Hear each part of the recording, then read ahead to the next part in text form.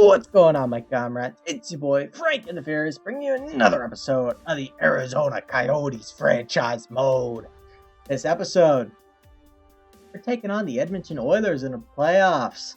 Coyotes make an unlikely playoff run, finishing second in the division despite only winning 40 games. And now we get to see the second seed Edmonton Oilers, who we already know a couple big players in their team. First line. They have just decided to kill you immediately with the first line with Leon Draisaitl on the wing of Connor McDavid. On the other side, Kyler Yamamoto. Second line is Dominic Cahoon. Oh, I miss you in Pittsburgh. With Ryan Nugent-Hopkins and Alex Chason. Third line, Tyler Ennis is centered by Kyle Turris and Zach Kassian. Fourth line is Joakim Nygard, Gaetan Haas, and James, the real deal, Neal. On defense, Darnell Nurse is with Tyson Berry. Oscar Klefbom's playing with Adam Larson. And Caleb Jones is there with Chris Russell in net. Is Mike Smith seems to be their chosen starter over Mikko Koskinen. Interesting. That might switch. Healthy scratches are Jujar Kara and Jesse Puljujärvi.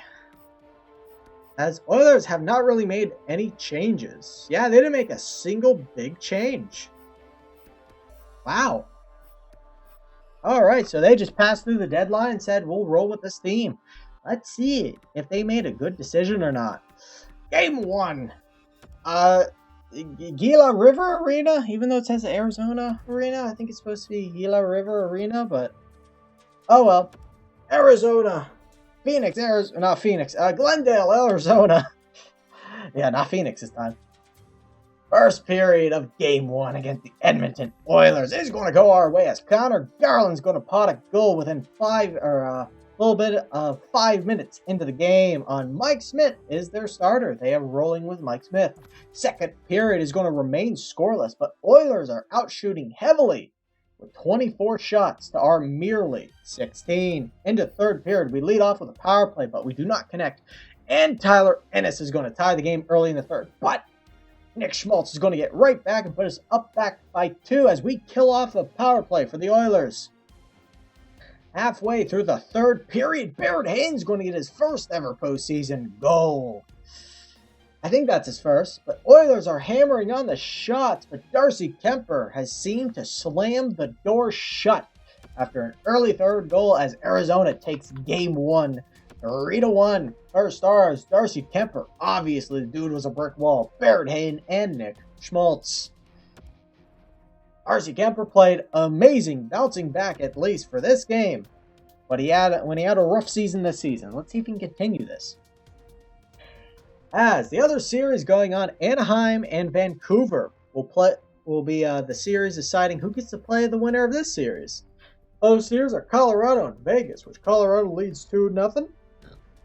And Chicago and Minnesota, which Chicago leads 1-0. Over in the East, Tampa is playing Toronto. They're up 2-0. And Boston is playing Buffalo, and Boston's up 1-0. Capitals up against Philly, and Rangers up against Blue Jackets. Are these all... They are all divisional matchups. So not a single cross-division matchup. Interesting. Yeah, right? Yeah, I'm not being stupid. Yeah. No, Vegas and Colorado. Vegas and Colorado is the only one. Alright, Game 2. Still in Arizona. Can we continue to assert home ice dominance? And maybe this time we give Darcy a little bit of support on the back end. He really stole Game 1 for us.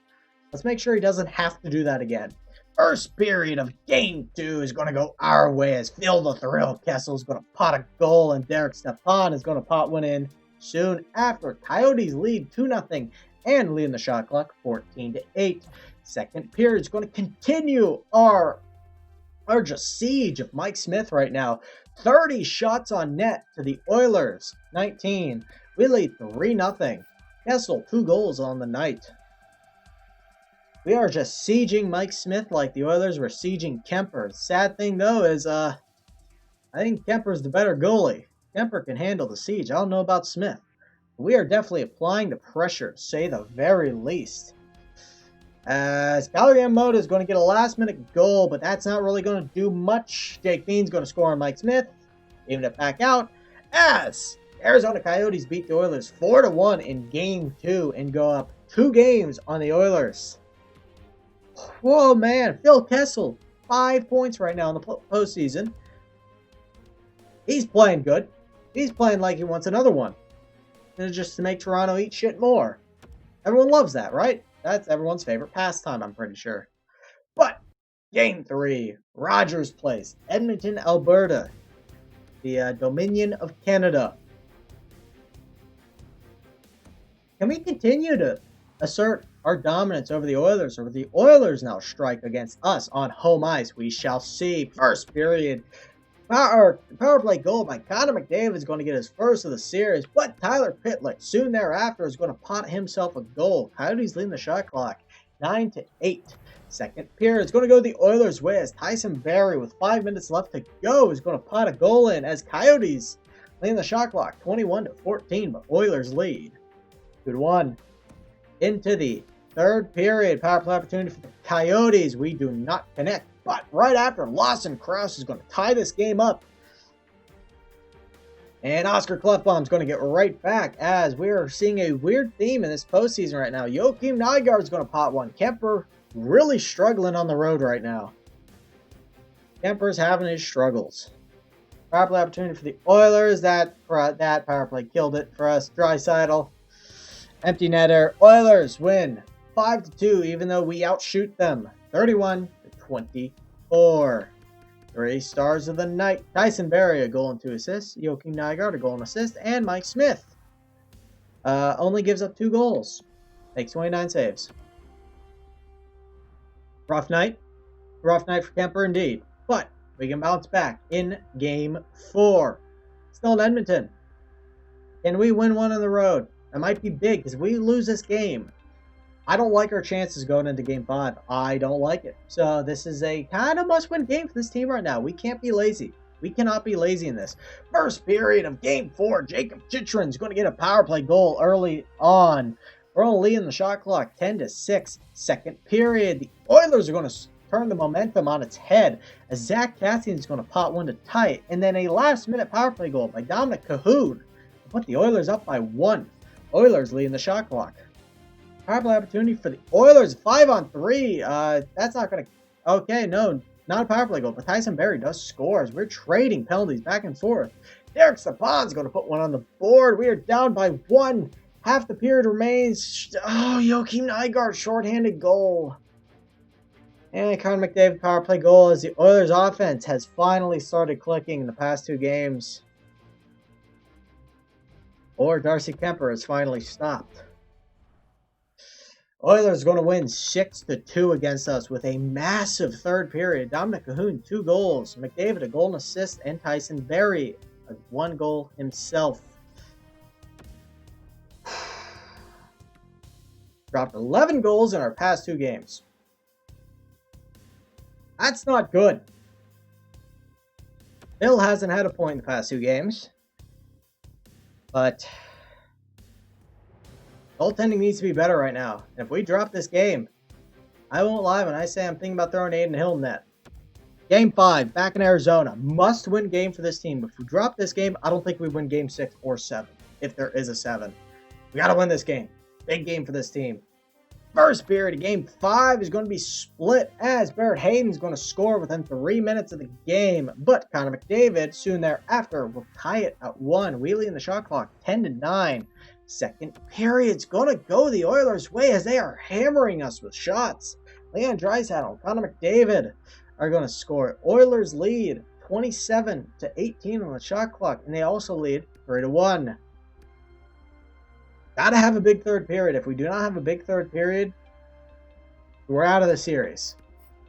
I don't see us winning Game 6 or 7. I don't see us taking them both. We need to win this game. We need to have a big third. Half the period remains. We keep giving the Oilers power plays. We keep giving them more chances to shut us out even more. As we're finally starting to put some shots on the board, but it is far too late as the Oilers end up taking Game 5 And the Coyotes' lack of offense has finally showed up for this team. Well, Coyotes' offense has finally disappeared. Bill Kessel has not had a point in the past 3 games. They've only scored 5 points in the past 3 games, whereas our opponent has scored 14. We gotta change lines. I don't know why I didn't think of this last game. There needs to be a change. Blaine Keller, you have been invisible. So have you, Dvorak. Stepan. Alright. Kessel on that first line. Rouse, you're actually playing really well. On defense,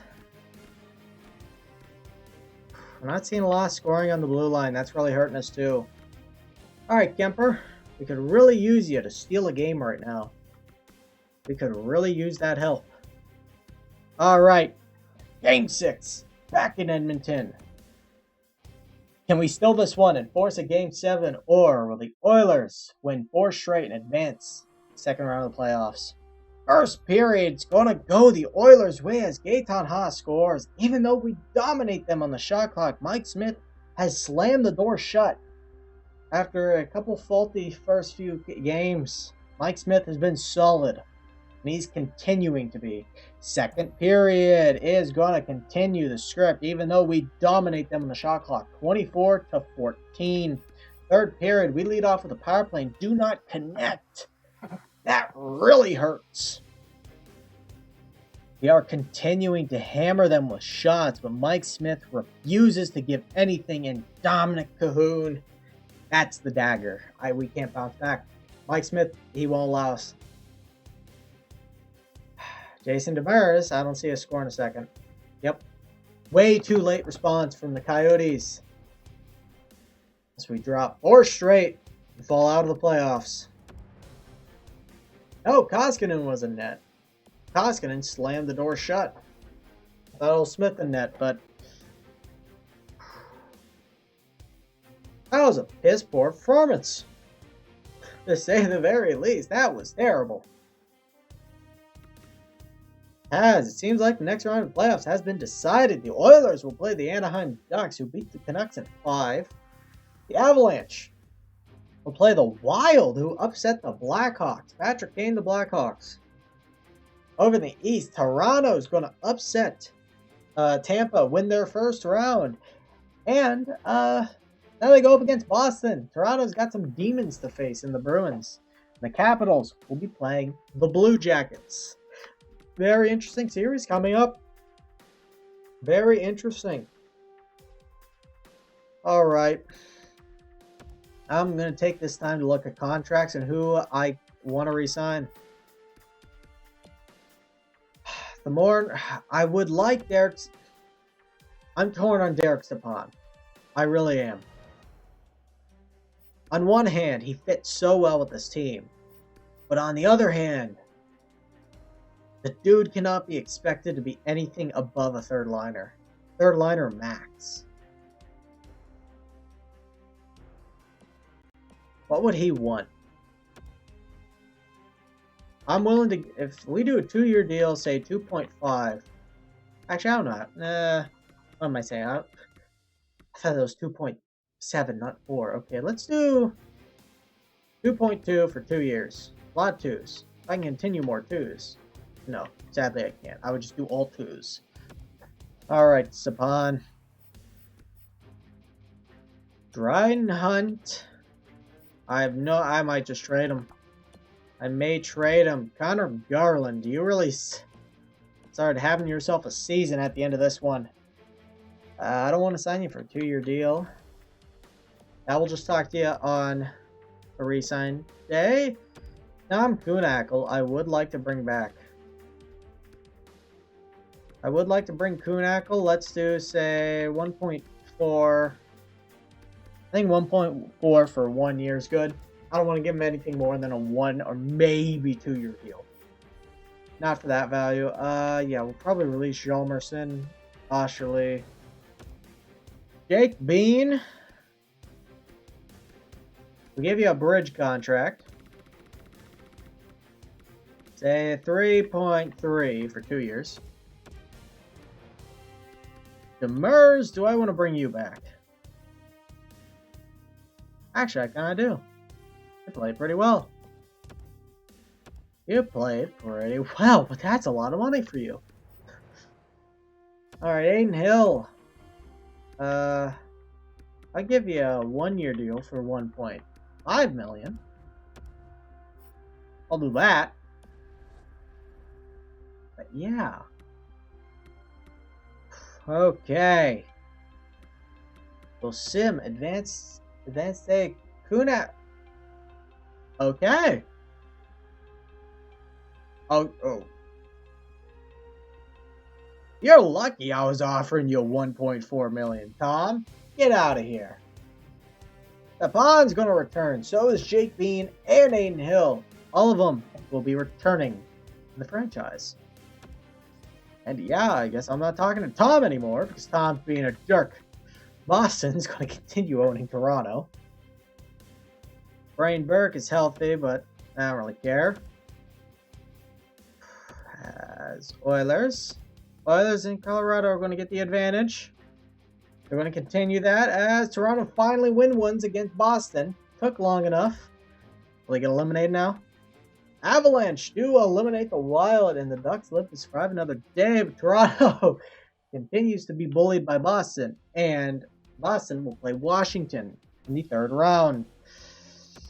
Will Anaheim come back against the Oilers? No, they will not. Oilers will play Avalanche. The Capitals will play the Bruins. Avalanche and Capitals are going to win each of their game 1s. Avalanche will win game 2, so will the Capitals. Could we see an Avs-Caps finals? We might just. Avalanche end up beating the Oilers, but Bruins are going to take game 3 and force a game 5 at the minimum. The Avs, no, the Oilers live to fight another day. And the Capitals do get up 3-1 against the Bruins. And we will be seeing a Capitals and Avalanche final as they do both get it done in 5 games. Capitals are going to win game 1. Ovi looking for one more cup. Ovi really looking for one more cup. So, Hank is looking for a cup too. Hank is looking for a cup. Colorado's going to take one, but they're on the edge. As Washington will win the Stanley Cup final. I did not mean to do that. Henrik Lundqvist finally wins a Stanley Cup. But it was not with the Rangers, unfortunately. He goes to the Capitals. Draft lottery results, New Jersey. Did someone give them Taylor Hall back? Okay, New Jersey. Montreal drops to 2, but I don't think they're too upset about that. And Chicago's going to jump up to 3, thanks to having Dallas's first through that Taves trade. Minnesota has 4 from Pittsburgh, but that was from the Zucker trade. Good job, Dallas. You screwed yourself. That one's on you, pal. I can't defend that. Retired players, Marian Hossa hangs up the skates. So does Zetterberg. Mikko Koivu finally hangs him up. A real player who actually retired. Drew Stafford, Cody McLeod. Okay, you are wearing the eye with Derek Roy. Ladislav Schmid. Yeah, I mean, other than Koivu, no one really too big. Hank does not retire. As coaches that retire, none from the Coyotes and none from Tucson either. That's pretty good. We're just going to continue simming. I don't really do the draft day interviews. We'll look at awards. Who won the awards? Capitals with the Stanley Cup and the President's Trophy. That's not supposed to happen. There was a glitch in the system, apparently. Patrick Kane's going to win the Art Ross. The Hart will go to Leon Draisaitl again. John Carlson with the Norris, because the dude was a psychopath. Lady Bing goes to Patrick Kane. Lafreniere wins the Calder. Ovechkin wins the Conn Smythe again. Tuukka Rask wins his Vezina and the Jennings. Josh Morrissey gets the Bill Masterton. The Wild coach, Kavanaugh, will get the Jack Adams. The Selkie goes to Kopitar. Patrick Kane with the Ted Lindsay. And the Maurice Richard down the AHL. Not Obey Bear. No, what am I thinking about? Barre Boulet. Brett Ritchie, David Gustafson, Keith Kincaid, who they finally got the correct picture for. When the game released, Keith Kincaid's picture was Joel Lundqvist, not Henrik, Joel Lundqvist. It made no sense why that was a picture. No sense. But what does a Stanley Cup winning team look like? Let's look at these Capitals. What does a Stanley Cup... Wait. Oh, fuck, I'm going to go player stats. Oh, we know Oven Chicken and John Carlson are on there. No, I did not mean to... Okay. Alrighty. Washington Capitals. Ovechkin, Nicholas Backstrom, John Carlson, TJ Oshie. The other pretty much normal lineup. Dylan Sprong cracks their lineup. Hi, Schultz. Oh, I don't like that. I don't like that at all. And yes, I know they signed him in real life. You don't have to remind me.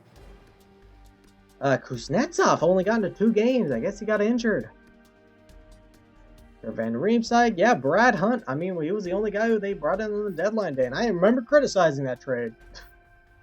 Goalie Samsonov played every minute and played fantastic. So yeah, Brad Hunt was really the only big change the Capitals made. Kudos to them. How did the team grow during the season? How did these boys do? OEL is going to jump up to an 89. Chychrun has good development. So does Keller. And all in natural growth for Keller. And all for Chychrun. Good. Good. I don't want any more Al. Kemper is going to drop down a little bit. But yeah, statistical. I'm not surprised by that. Barrett Haynes going to jump up to a medium elite. Okay. So the dude played insane. Jumps up to a medium elite. That's pretty epic. Connor Garland. I'm going to jump up thanks to statistical. Don't want to screw up that word or else you say something naughty. Phil Kessel's going to decrease a little bit. Yeah, natural growth. Yeah, he's getting old. Old Phil. Schmaltz will jump up to an 84. That is pretty nice. No major growth past that. Jake Bean. A lot of that was at Carolina. Aiden Hill. Maybe he'll grow in the offseason.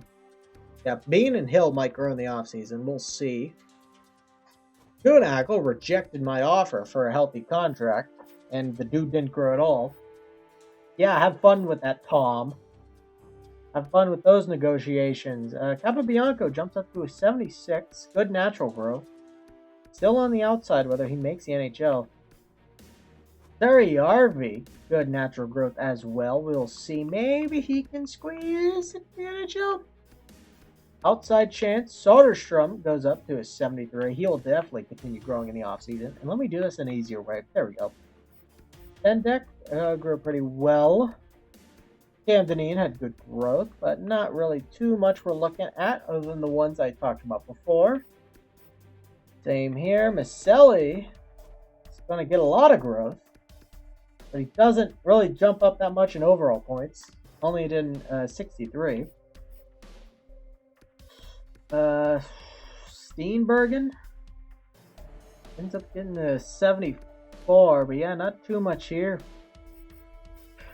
Not too much growth outside of the big ones like Soderstrom, but that is a-okay. Yeah, I might call this episode here. We'll take a quick look at the draft. Atu Ratti. Is that how you pronounce it? Atu Ratti?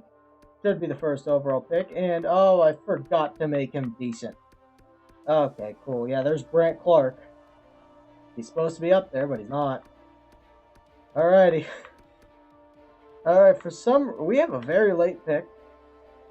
It's because our division leader went through the Final Four. No, he didn't. What? Why do we have a late pick? That's weird. That's really weird, right? Well, our first round pick is kind of later.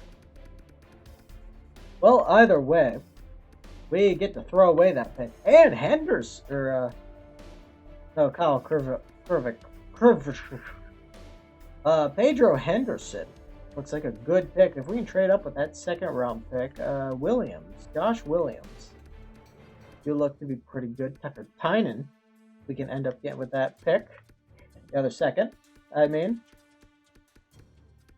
But yeah. Bentley. Solomon Bentley. Okay. What a name. Sword. Graham Sword. Keep your eye on you. We will keep an eye on you.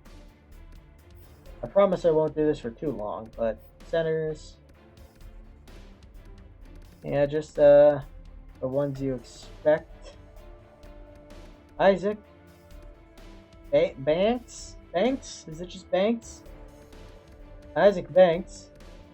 Big Banks. Also up here, I saw...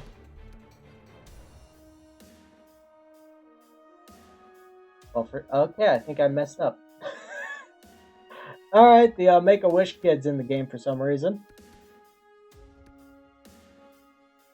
Oops. Oh, that's kind of funny.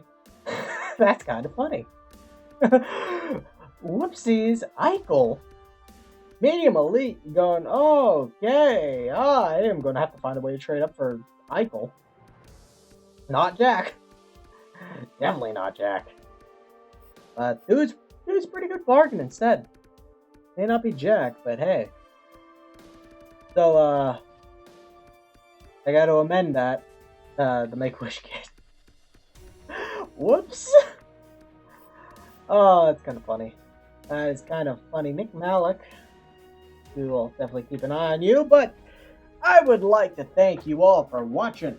Next episode, we're probably going to do the draft and maybe the re-sign phase, but the draft should be fast, so we'll do the re-sign phase. But, like I said, I would like to thank you all for watching, but above all else, stay cute out there, my comrade.